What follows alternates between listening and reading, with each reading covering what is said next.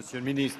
La parole est à Monsieur Philippe Meunier. Merci, Monsieur le Président. Ma question s'adresse à Monsieur le ministre de la Défense. Monsieur le ministre, le FAMAS, fusil d'assaut de l'armée française, sera bientôt remplacé pour faire face aux nouvelles contraintes du combat moderne. Deux options sont envisageables. L'achat sur étagère d'un fusil d'assaut étranger ou la production en France de cette arme si importante pour nos fantassins. Il a fallu dans les années 70 toute la volonté et l'engagement du secrétaire d'État à la Défense, le général Bijard, à qui je rends d'ailleurs hommage, ainsi qu'à ses parachutistes, pour imposer une solution nationale avec le choix du FAMAS, aidé en cela par son aide de camp, notre collègue Yves Fromion. Aujourd'hui comme hier, l'industrie française est capable de produire ce type d'armes, notamment en Rhône-Alpes, dans le bassin industriel de Saint-Étienne, réputé pour la qualité de sa production. Malheureusement, l'appel à candidature portant sur la fourniture d'armes individuelles publié en mai 2014, tel qu'il est rédigé, exclut de fait toute entreprise française. C'est la raison pour laquelle, Monsieur le ministre, je vous demande instamment de revoir les deux clauses de cet appel à la candidature qui empêcheraient, si elles n'étaient pas modifiées, nos armées de se voir dotées d'un fusil d'assaut de qualité produit en France. En cette année de centenaire, rappelant le sacrifice de nos soldats armés de leurs fusils Lebel, ne soyez pas le ministre de la Défense qui, pour la première fois de notre histoire, prendrait la décision d'équiper nos fantassins d'un fusil étranger. Aujourd'hui, nous savons déjà que votre loi de programmation militaire ne sera pas respectée puisque les recettes exceptionnelles attendues ne sont pas au rendez-vous.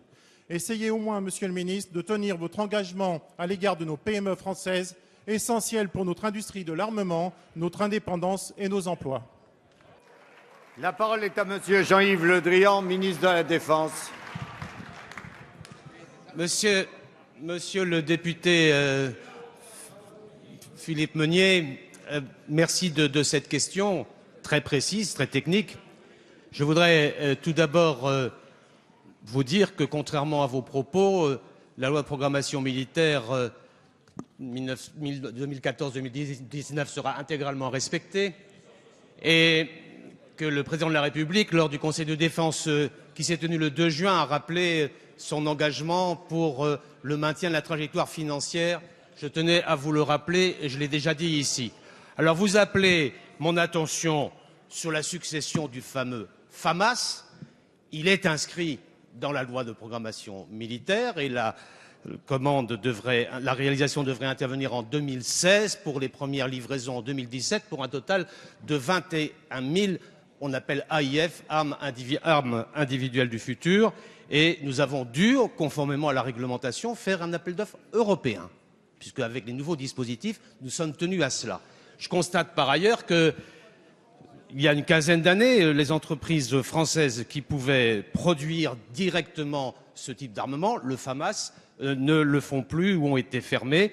Je pense à la manufacture d'armes de Saint-Étienne et à l'atelier munitionnaire du Mans de Giat Industrie. Il n'y a plus en France ce type d'activité. Par contre, moi je suis très ouvert à ce que des entreprises françaises, d'une manière ou d'une autre, répondent à cet appel d'offres et je les incite fortement à le faire.